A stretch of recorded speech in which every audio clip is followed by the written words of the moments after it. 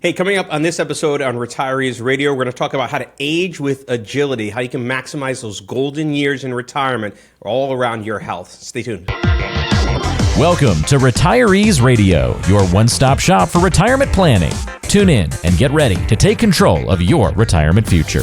Welcome into Retirease Radio. Glad to have you on the show once again, Ben George with Victor Medina. And we have a good show, Victor. I know for anyone that hasn't seen our past episodes, I just want to bring you up to speed on Retirease Radio and what Retirease actually is, because this conversation today about aging with agility is a really key piece of what you try to do. Yeah, it is. You know, so much of the focus as we get into retirement is to make sure that you don't regret what those years are going to be. Everyone works so hard to get to the end. And so our focus on the show and what we're going to be talking about today is, how you can take care of the things that you may not be thinking about, stuff outside of your money or where you're going to generate income, or maybe even what hobbies you want to do, but really how can you squeeze all of what life has to offer in that third act of your life. And so that's what our focus on the show is. We want to talk to you about how you can make the most out of your retirement years, make that last third of your life the best third of your life. And then today specifically, Ben, we're going to be talking about health and how you can do investments around that area to kind of make yourself be ready to enjoy those years a little bit differently, a little bit better.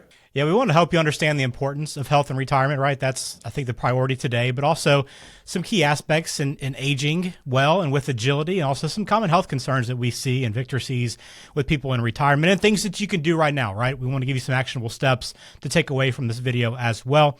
One actionable step, though, I'll remind you before we get into this, go to retirease.com. You can go ahead and join the email list right now. Subscribe, be the first to find out as tools launch and planners, things like that nature. They'll be rolling out here pretty soon. So go ahead and drop your email in. Again, retirease.com, and you'll be the first to find out when that comes through. So, Victor, as we jump into this, I want to start with the importance of health and retirement. I think most people understand it, but I think a lot of times when you're healthy, you don't really truly grasp how things can change quickly when you're not. There's an old adage when we think about retirement that there are the go-go years, the slow-go years, and the won't-go years.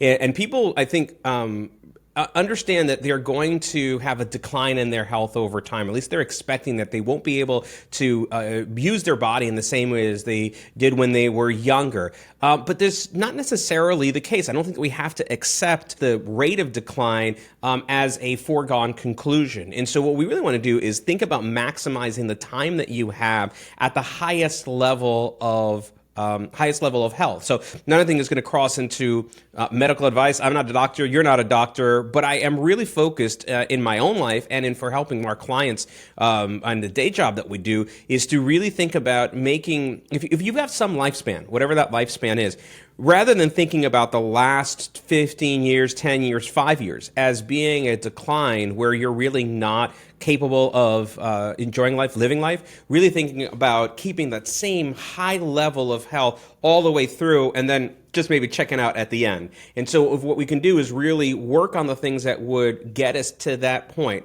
put us in the best position. Then we'll be able to have the best chance of that happening. And I think you said it best. It's like it's never too early to start. You can get to a better place of health no matter what age you begin this, right? But the sooner you begin, the better chance you have of kind of keeping that maximum level of health all the way through. When we talk about health, about it being a key piece here, but the importance of that connection between having your physical health and your mental health, and then just having that overall quality of life that everyone's striving for in retirement, they're all connected. Absolutely, they're connected. And I've seen it happen a lot, especially with the clients that we work with. I mean, part of my sort of professional journey has been that I started out as an estate planning attorney, and then I quickly moved to working people, it would be considered to be sort of elder law. And really where that came out is we were dealing with a lot of people whose families came to us because they had a family member that was dealing with Alzheimer's or dementia, some form of cognitive decline, and they were concerned about making sure they had enough money to pay through the rest of their life or making sure that they had their options for the level of care. And it was really interesting as an observer from the outside as we try to help them with the estate planning that we were doing.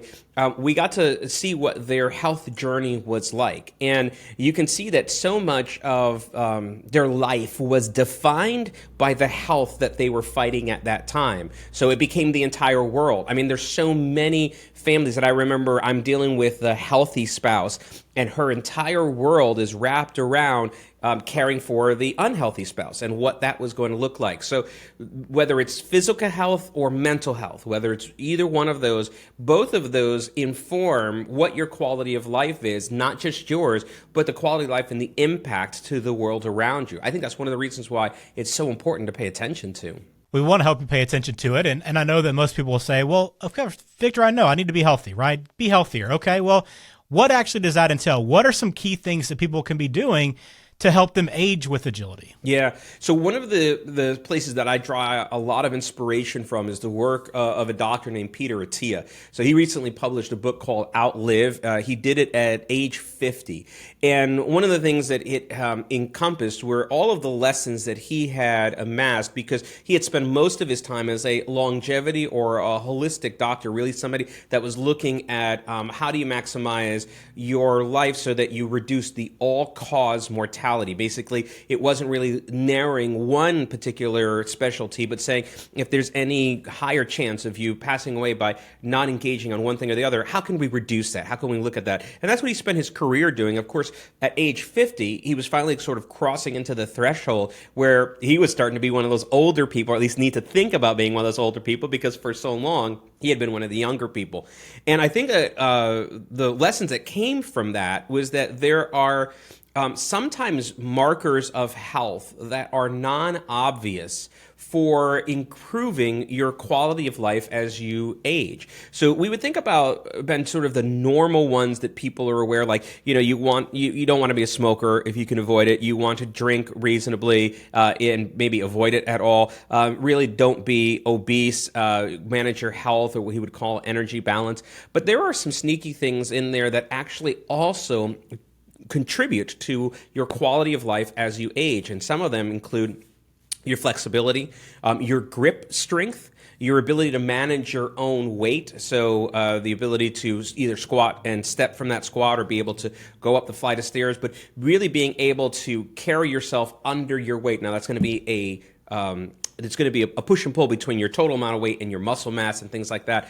But you wouldn't necessarily think about your grip strength as being one of the biggest hallmarkers to all-cause mortality, but it makes a lot of sense, because as you age, one of the biggest things that contributes to an early death, or certainly that contributes to a reduction in your quality of life, is if you were to break a bone, break a hip. And so your ability to hold yourself up, that grip strength that holds you from falling, is one of those metrics that are in there. So a lot of the stuff that I've sort of incorporated into my thinking, both in my own personal life, but also in the way that I try to help others with this information, is really drawn from thinking about what we want to do at the end of it. What do we want to do continuously through our life, and how do we prepare ourselves for that? And it was really interesting because in the book, Ben, he talked a lot about, and it was a recent discovery for him, he talked a lot about the value of emotional health. And so he was even one that would talk about, like, he was a bit of a jerk. He would get angry. He would get angry quickly. He would lose his temper.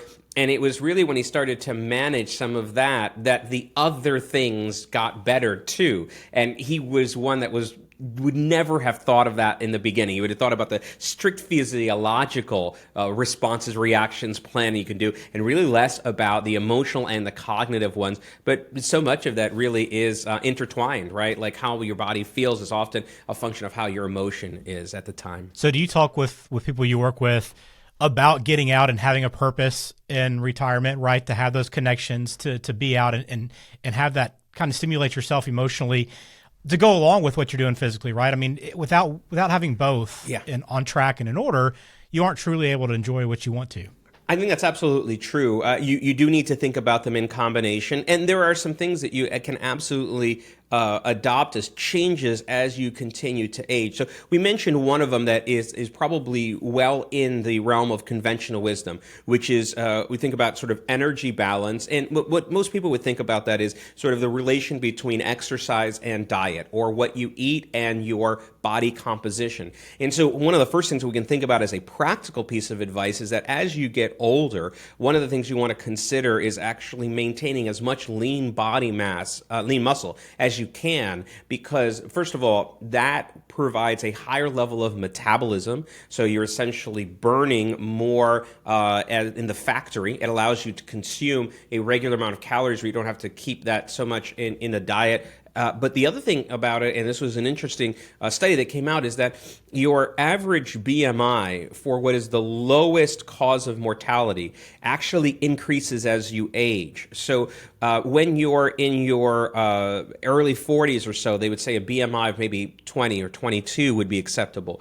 As you age, by decade, they start to go up. And the lowest all-cause mortality BMI, which is not really a function of how fat you might be or how obese you might be, but it's really because this is one of the big challenges to body mass index is that it doesn't take into account muscularity. So some people can have a very high BMI number, and one of the features of that is really that they are more muscular, they carry more weight off of it, but it's actually in the form of muscle. Well, as you age, by the time you're in your 70s or 80s, the lowest all-cause mortality BMI numbers look more like 28 or 29. And that would generally be thought of as an obese number when you're much younger. But part of the reason for that is that it makes sense that you're neither too skinny nor too fat as you age. And of course, holding on to more lean muscle gives you the ability to support yourself in case you have balance, have strong muscles to be able to stay upright, and then certainly we've talked about some of the grip strength. So it starts to make a lot of sense that one of the things that you can pay attention to is really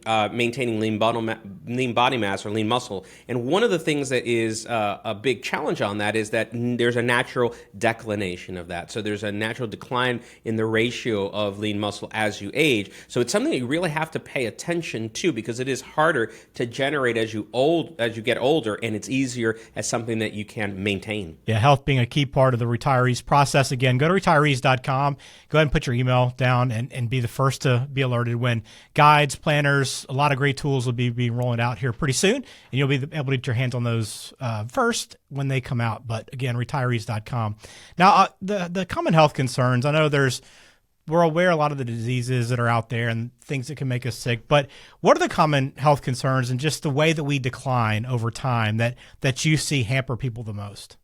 Well, we talked a little bit about some of them throughout, but I think it bears sort of underscoring as well through a little bit of highlight. One of them, it really has to do with our flexibility and more mobility off of it. I often joke with my clients as they come in, hey, listen, you want to be taking those trips to Europe because now's the time that you can navigate those cobblestone streets, and you don't want to be in a position where you're trying to navigate your walker over those cobblestone streets over in Europe. But we know stories of residents that live in the area, kind of natives, that are walking these cobble streets well into their 80s or 90s. And part of the reason for that is that they've maintained the mobility and flexibility to navigate sort of these uncertain roads, that they're continuing to use it. So I would say that one of the areas we want to pay attention to is to maintain mobility and flexibility. And it's really a nice area to go into because it doesn't involve things like really expensive gym memberships or crazy training programs or bodybuilding like you were entering a competition with your shirt off. These exercises are often isometric, meaning that you can do it with your own body weight. Really, there's a matter of habits that you can bring in. So just daily habits of yoga or flexibility exercises will get you to that point in time. But if you're able to increase your mobility, increase your flexibility, this is going to be one of those big markers that we think about in terms of maintaining your health. Another one is to avoid things that are going to lead to chronic conditions along the way. Now, this one really does get into those things that about cardiovascular disease, and so your eating habits, the quality of the food that you eat, your energy balance, whether or not you're carrying extra weight and that's a load on your heart, or that it's impacting the fat that's running through your blood and in your side of your liver.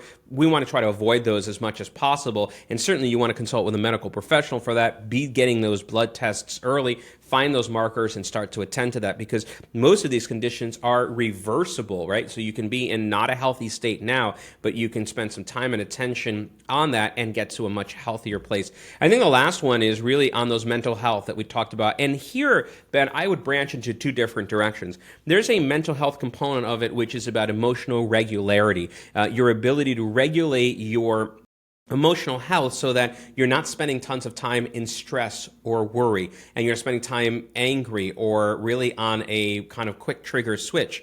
And, this is where my day job helps a lot, because the retirement planning that we do for clients, which is we help them create income investment, tax planning, it allows them to get away from the anxiety of what's going to happen the next day. In other words, they can sleep well at night because they're not constantly processing this. And I say this all the time to clients, that are watching the television about what the stock market's doing up or down. I'm like, this is not good for your health. This is the reason why you have a plan. They're yanking your emotions left and right, and you're just following them like a dog after a bone. Stop watching the television, turn it off. But the emotional regularity is one area to pay attention, and the other one, which is, not something that you necessarily have a great amount of control, but cognitive disease. So we think about Alzheimer's, dementia, those things that are going to lead us to lose some faculties in the area. Now, research in this area suggests that one of the biggest contributors to things like Alzheimer's or dementia is having excess sugar or glucose in our system. And so that's why the people, depending on who you look at research, will tell you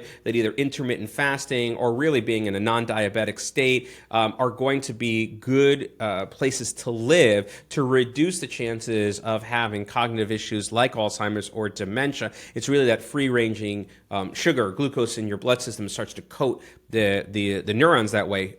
So one of the things that you can do is really pay attention to your energy balance. If you get landed with something like dementia and Alzheimer's condition, one of the best things you can do to set up a great quality of life is to develop habits in that area that aren't reliant on memory.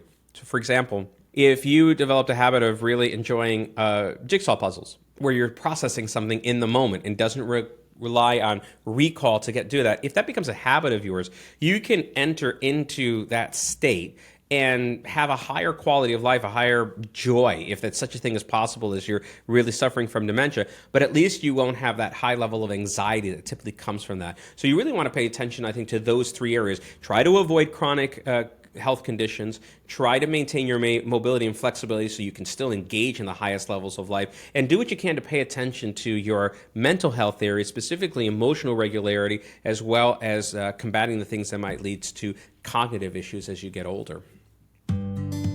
At Retirease, we believe that retirement is much more than taking care of your finances. The key to true retirement success is addressing things like health and fitness, relationships, community involvement, personal development, and more. Retirease wants to provide you with real steps to reach financial success, so join our mailing list to be the first to receive the tools, insights, and planning guides you need to enjoy a fulfilling retirement. Well, you've provided some really good things that people can be thinking about right now and paying attention to.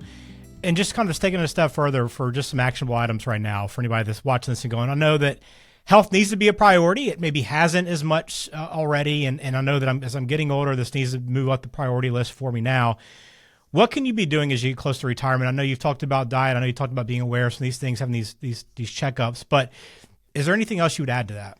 Well, I would. The best places that the clients that I've seen that have the best results from that are typically the ones that pay attention to information as soon as it comes up. In other words, they don't react to a problem, or they're not waiting for a problem to present itself. They're actually being proactive around their health and not taking their health for granted. So what does that look like in practical terms? Well, sometimes it's engaging in a full battery of evaluations where, for example, you're running a full battery of blood tests, a full body ultrasound, so that we can pick up any issues. Like they can take a look at the thickening walls of your, the arteries that are inside of your neck, and try to figure out whether or not you're at a higher risk of a stroke. So we want to gather as much information. So I think if you investigate the area, or really align yourself with a medical professional that is more integrative, that thinks about lots of things together and doesn't narrowly focus on a specialty. I think there's a time and place for that, but the specialty should really be about geroprotective things, the things that are going to help you as you age. I think that's one area to get into that. The second thing is to not take your health for granted and starts to make the decisions that you know are in your best interest, but you've gotten away from doing that while you were younger. So those are, paying attention to your diet and really engaging in exercise. I found that the best protocol seems to be doing something every day. And that's really interesting for me because a lot of what we start to adopt as habits, new things that we do, are really a function of the systems that we put in place to make that happen. So often I'm coaching with clients about thinking about how are they going to create sort of a stimulus response in their life to do something on a regular basis that they weren't doing before. So are we going to lay out the clothes ahead of time? Is it that we're going to commit to a class with a friend? Is there going to be some sort of accountability? But where are we going to create a new structure or system so that we can engage into these new habits? So as you're younger, or even if you're older and you're concerned about this, the more information that you have, the better chance you are going to be to head off something and not be in a reactive mode to this, but being in a proactive mode. And then the last one, and we mentioned in one of the prior shows, Ben, is Peter Attia recommends something called the Centenarian's Decathlon. And really what he talks about there is 10 things that you want to do by the time you get to age 100.